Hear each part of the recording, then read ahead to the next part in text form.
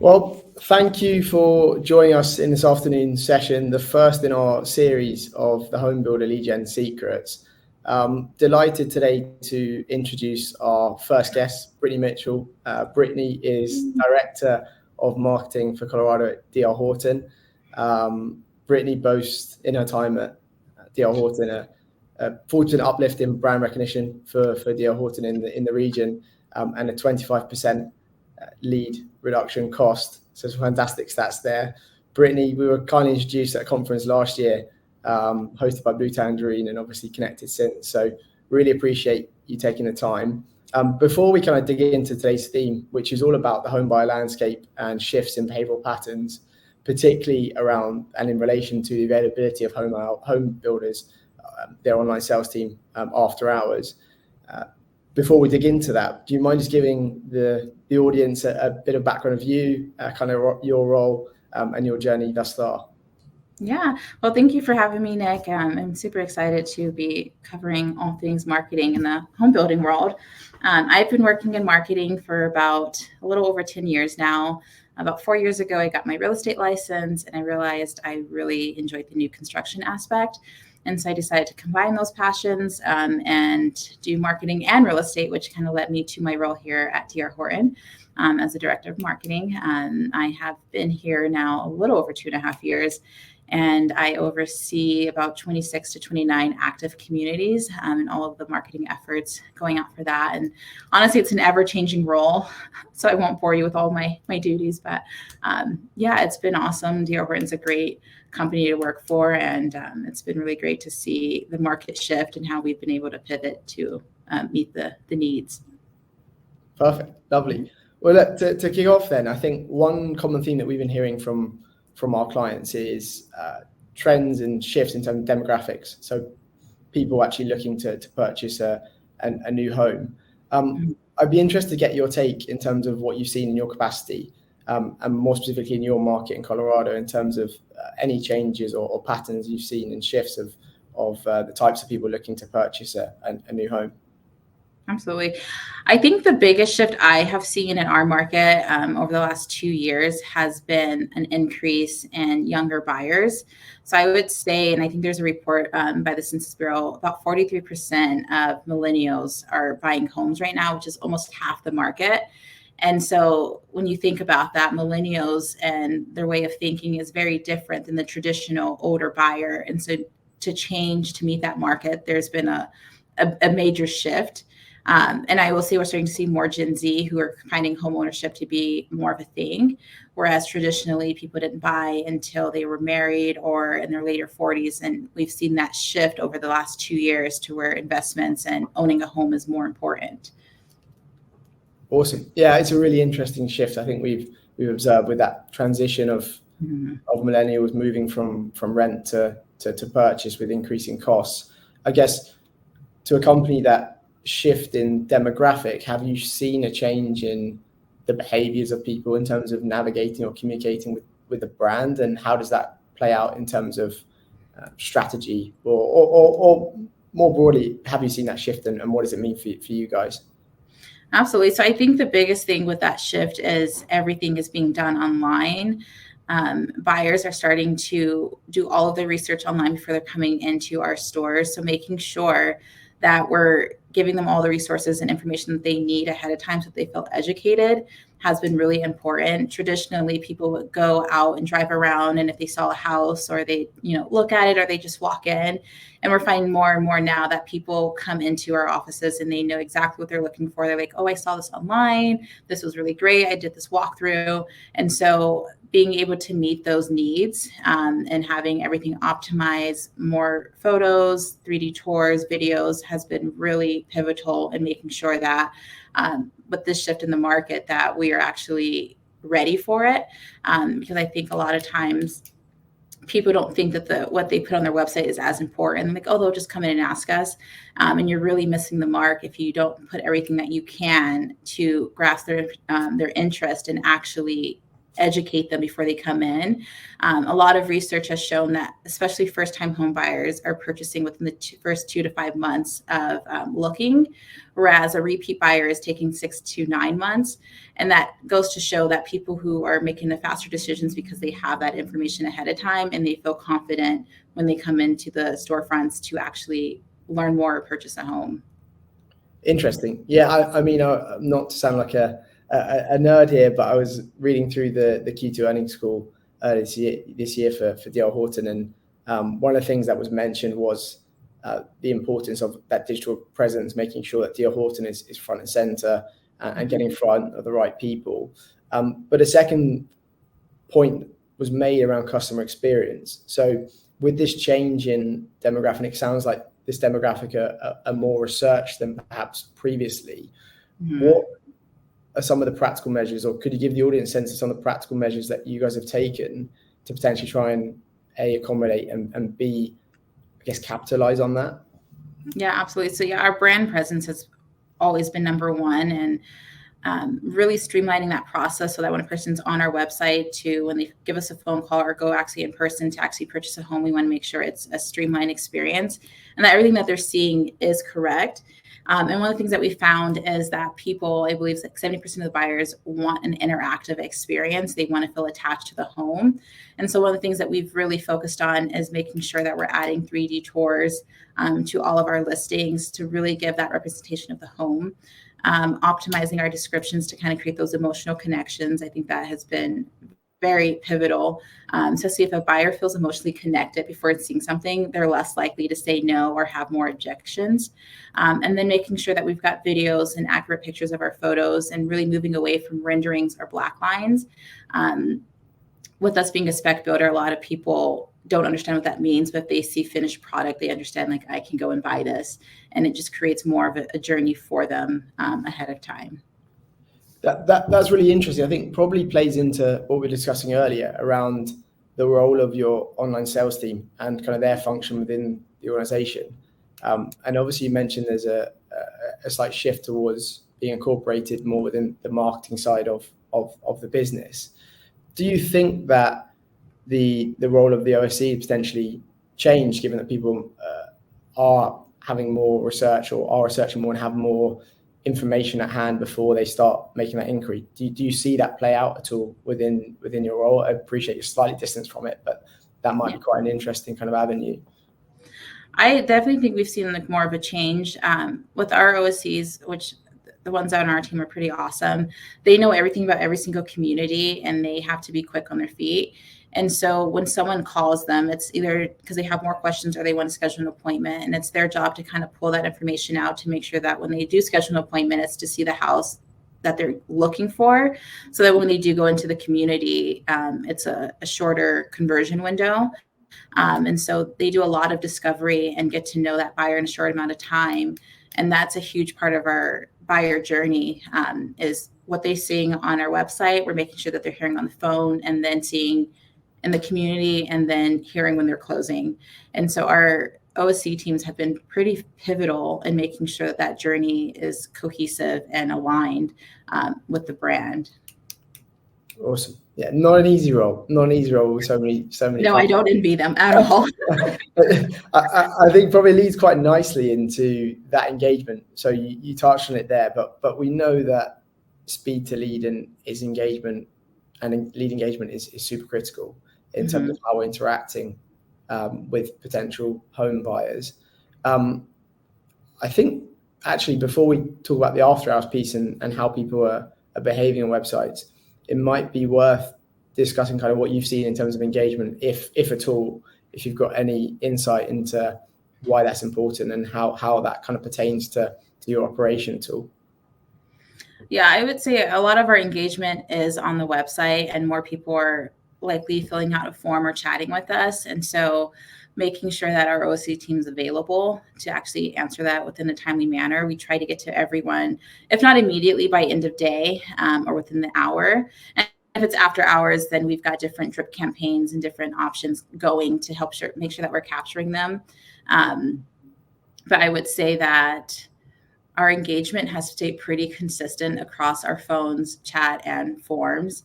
But I would say majority of it's on mobile. So making sure that we're optimized from a mobile perspective has been hugely important, and that all of the resources look good from a mobile perspective. I find that sometimes, and this happens to us sometimes, we'll upload images that don't convert down, and it's just not a good experience, and we see a higher bounce rate and those type of things. So which all affects our engagement, but overall, I would say mobile and emails, chats, and forums is what we see a lot of our engagement coming in from. Awesome. I'm going to, as we kind of move on to speaking about out of hours in a little bit more detail, I'm just going to put a quick poll we've presented to the audience just to see how confident they are with their engagement of leads after hours, and then we can dig into that a little bit more. So I'm going to, hopefully that will work. I've put a poll on the screen. Hopefully people will start to see that, and we can wait for the results of that and then kind of dig into that in a little bit more detail. I'll give it 30 seconds or a minute or so, and then we can understand what people's challenges potentially are before diving into it. I think the poll's there. I can see it. Oh, perfect. I can't. Awesome. Let's have a look. Okay, interesting. So the vast majority of people thus far are suggesting they're not particularly confident in the engagement of those bar charts. Don't quite reflect it, but the vast majority of people are saying, well, everyone's saying on the webinar so far that they're not very confident in their strategy for engaging leads after hours. Mm-hmm. Let's unpack that a little bit more detail. So our data from our clients shows that typically between 30 to 45% of people will be visiting evenings and weekends, and I think that correlates to people's lives, frankly, in terms of their browsing behaviors. If we look at it purely from a practical perspective, if we're understood and aligned and the data backs up that the vast majority of people are starting their new home search online, then inevitably some of that browsing journey will be in the comfort of their own homes, or it will be on the weekends when they've got time to actually think about that purchase and sit down with their partner or their family or whatever that might be. So firstly, are you seeing that trend in terms of the volume of or percentage of traffic on the website? And then the second one, potentially we can dig into some of the mechanisms you've got in place to try and support that section of people on the site in a bit more detail in terms of this nurturing and things like that. Yes, we do see a higher volume after hours on our website, and actually early mornings as well, which is very interesting. So I find that people are probably getting ready for work or just kind of lounging around. They're searching, but definitely after hours and weekends is when we see our highest volume. And so what we're doing to kind of capture that is after hours, we have a chat on our website. It automatically converts to an automatic or auto-generated AI response rate, so people can interact with it and it'll still provide them all the information that they need and lets them know that we'll get back to them the next day. But from there, they were able to view any information that they needed. Their email goes into our CRM, and then it automatically starts a drip campaign for them. And then also if they fill out a form, an immediate drip campaign is sent out to them so that we have those initial touch points so they don't feel like we've been neglected. So even it's just like, thank you for subscribing, here's some information about this neighborhood. They have that information. And then our other thing that we've recently launched that I think is really going to take over this industry is self-guided tours. Okay. And those would be after hours. They can do it any time of days, but it's primarily to capture those people who work during the day, or if there's a couple who one person came during the day and they want to show their partner after hours, they can go in and guide themselves through the home. We use a system called Enter Now that's been really great and has a lot of different security measures that we needed. But it allows people to go in after hours on their own time, not feel pressured, and actually decide if this is the home for them. And we have it set up across different homes. But I would say that has been pretty good for us. And I think it's going to really improve and take off in the home builder industry, as it's just been people are used to doing things on their own and need to do it after hours. Yeah, that makes sense. I mean, I think one challenge that a lot of builders listening will probably face is that response time, particularly after hours. So not having those mechanisms in place. When someone submits an inquiry on the website or through one of those mechanisms that you described, do you internally have an SLA to respond to them within? Is that something in place, or how do you set that expectation so consumers and home buyers are comfortable that they are going to be responded to and they are going to get that personal touch? Because I think one of the challenges is having the online presence is great, but again, as we discussed before here, if people are on the D.R. Horton website, they're probably on 3 or 4 other builders' websites at the same time, and actually the stats back that up. That Blue Tangerine posted a great kind of article last year around the trends in consumer behavior, and they found that 67% of people start their journey actually on the likes of kind of Zillow and Realtor.com. So that was a really long-winded way of saying, with all these measures in place, what do you do to try and set that expectation with the home buyer and make them feel as though they're going to have a useful conversation with your OSC?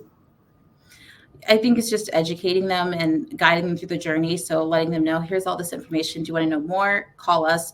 We've got more information. We can provide it to you. So I think it's just the education piece that we provide to let them know that you're going to have a good conversation with their OSC. They're a trusted source. They know what they're talking about, and it's comforting and gives them more confidence and feel empowered in their home buying journey. Perfect. And I think, again, not to milk the survey too much, but again, another thing that I found interesting was the importance of a builder being easy to work with. And that extends from the initial process of actually kind of scoping out and having those discussions through to construction and obviously kind of closing as well. But in terms of making your team easy to work with and be that uniformity that you touched on earlier, how does that play out in a practical sense? What does that look like in terms of making sure that we're able to give the consumers what they want? I think that's a loaded question. So Yeah, it's a big question. Yeah. Well, we're here to discuss the big topics. So yeah, I definitely would say creating confidence in our sales team to feel empowered to, sell and really educate their buyers. This is like one of the most important purchases a lot of people are making in their life. And so it's really important that they feel confident in this decision. And so across the board, we're always training and helping our sales team, our marketing team, everyone across the board, honestly, here to feel that what we're doing is for the goal of to make homeownership possible. And so as far as the uniformity, everyone's got their own style, but we've got some key points that we always need to hit on, and making sure that, again, like I've said time and time again, what they see online is what they're getting on the phone, and then what they're seeing in the storefront with our people, just because it builds another level of confidence and a reputation that we're trying to uphold, but also helps us set apart from our competitors within that industry. Because as you said before, if they're looking at us, they're looking at others, and we need to do that one thing that makes us stand apart and make sure, like, I feel confident in buying this home. What I'm getting is of great value for me, and I'm going to be happy with this purchase. Awesome. I'm jumping around here slightly. How I tend to like doing things. But again, another point that I thought was interesting in that earnings call in July was we spoke about the relationship with D.R. Horton and agents and realtors and how that plays out. And specifically how there's potentially a sense that dynamic might change slightly with the supply of homes and with the demand. But one of the things that was discussed was staying ahead of the curve. And I think you brought up quite an interesting point about that mobile behavior. So I'm keen to understand, you mentioned making sure that things are accessible, but how does mobile browsing really play into kind of marketing strategy, and what else, apart from making the information available or accessible, have you guys been doing to try and make sure that people searching on mobile are having a good customer experience? Again, another big theme. Yeah. So you're saying, what have we been doing to make sure outside of our mobile experience that people No, are having? within the mobile, contained within the mobile, that people are having kind of a good experience. What are the differences that you see, if any, in trends and behavior on desktop versus mobile? If there are any trends that you see, or if you're actively kind of monitoring that. Yeah, definitely think having interactive features on the website have been key in making sure that they're having a good mobile experience, making sure our load time is fast enough and they're not being annoyed by having to wait for the loading wheel. I have seen an increase in demand for 3D tours. People really like to navigate through those and understand how to feel through the house. I would say that's the biggest thing for our mobile experience, is just making sure that what's on there is accessible and easy to navigate and understand. I don't think it's something that could be overly complicated or much that goes into it for this industry.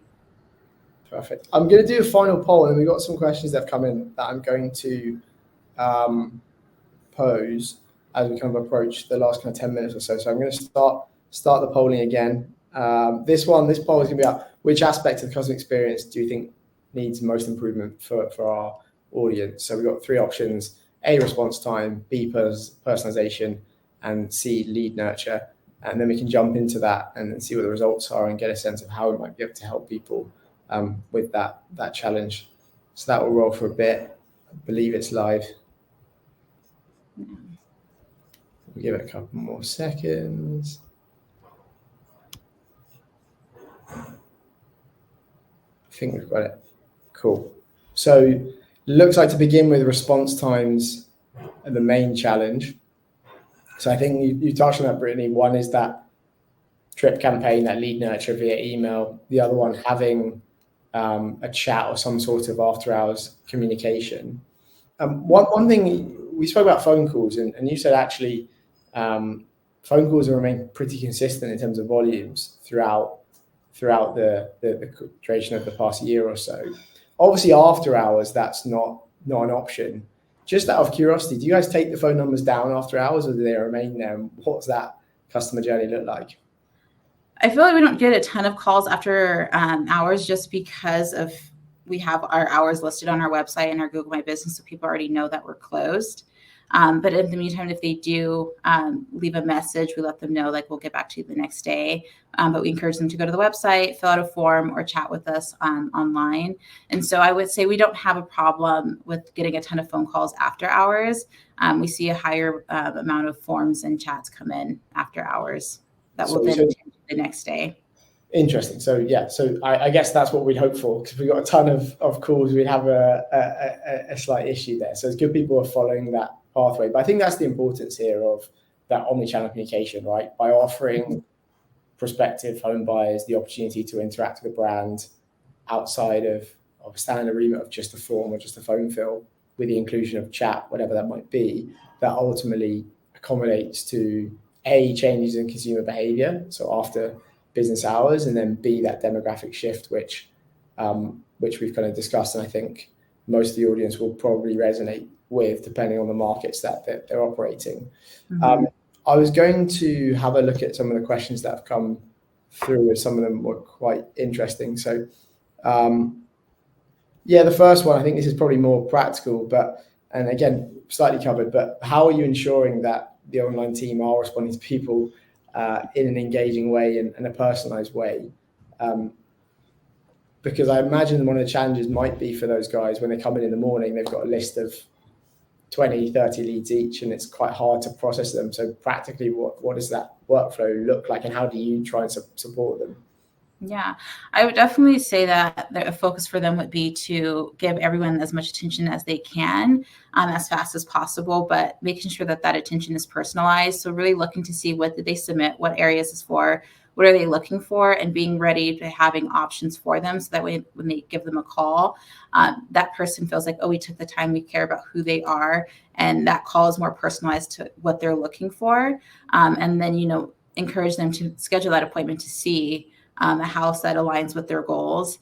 And then I just support them by helping provide any type of marketing materials or answering questions that may help them do their job. But they are pretty much rock stars. They do a really good job of building that connection in a short amount of time, and making sure that that potential home buyer or even realtor feels confident, so that when they go into the field, that they know what they can expect.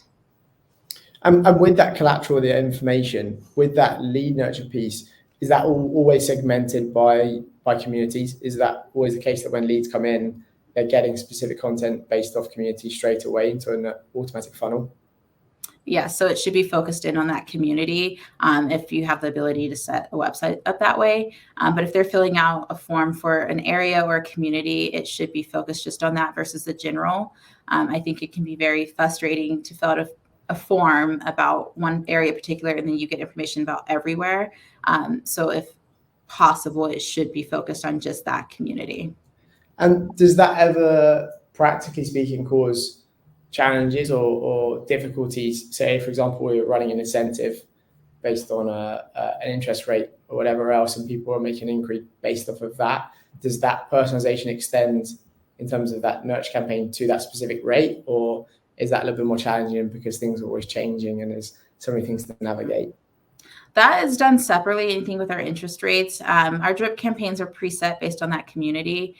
So any type of incentives or interest rates aren't sent out in those drip campaigns, just because that's ever changing, and a drip campaign is typically more set strategy. But if they do subscribe and we are sending out an email anytime soon about an incentive or a interest rate, then they'll get that information.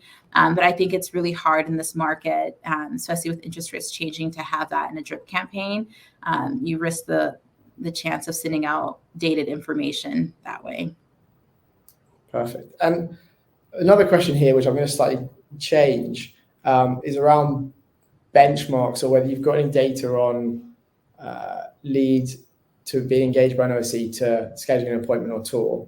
So firstly, have you got any data in terms of what the typical life cycle is of that journey?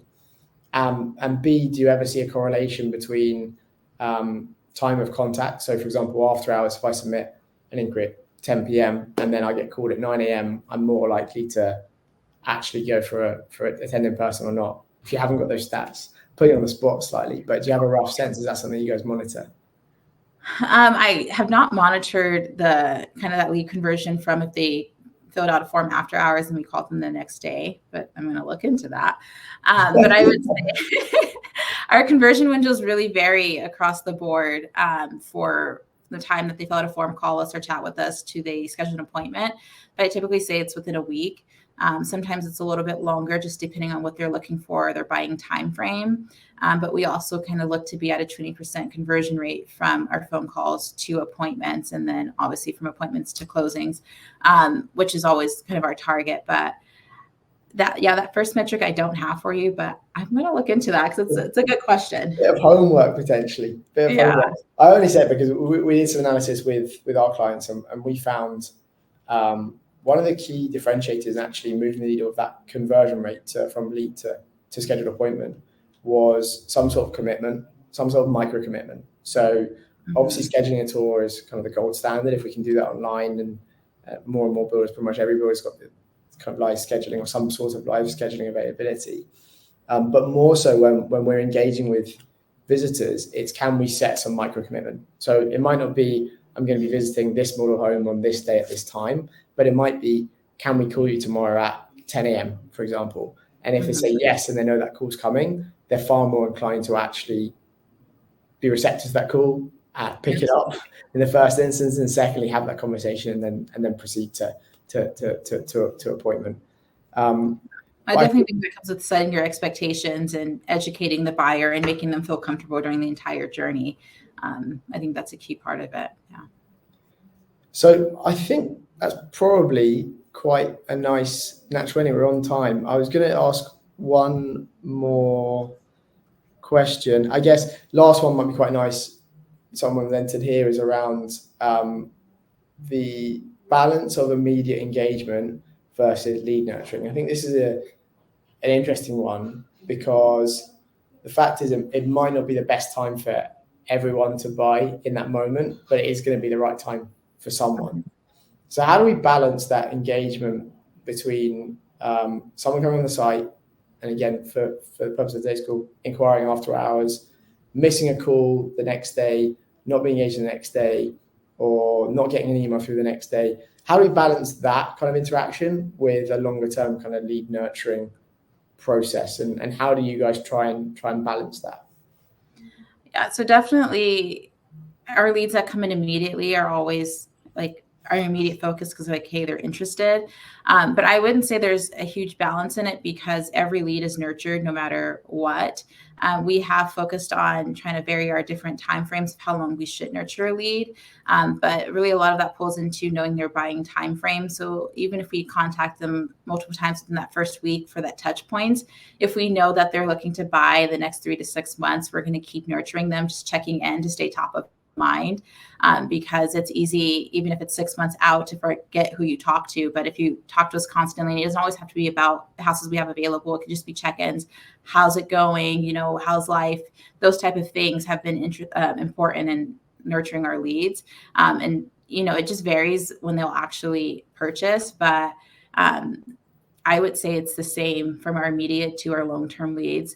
Obviously, our immediate, we have a little bit more touch points, but our long-term, it's maybe 1 to 2 touch points over the next couple of months. Perfect. I'm going to put a brief offer for the audience before we kind of close up.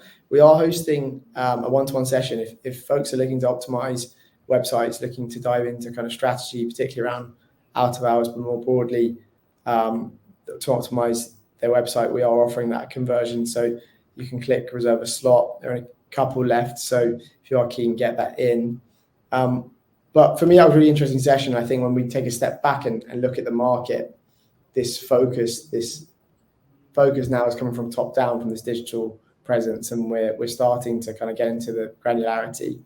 And with the rising costs of acquisition and lead costs, these types of marginal gains that folks are making are going to make the difference long term, right? So these types of measures, these practical measures that we've got in place can make all the difference. So look, Brittany, thank you so much for joining us this afternoon. It was lovely having you as our first guest. It was a delight. And to everyone viewing, thank you also for joining us. We will run our next session in a few weeks' time. We hope to join you there. But for now, thank you and have a good afternoon. Yes, thank you. Bye. Thanks, guys.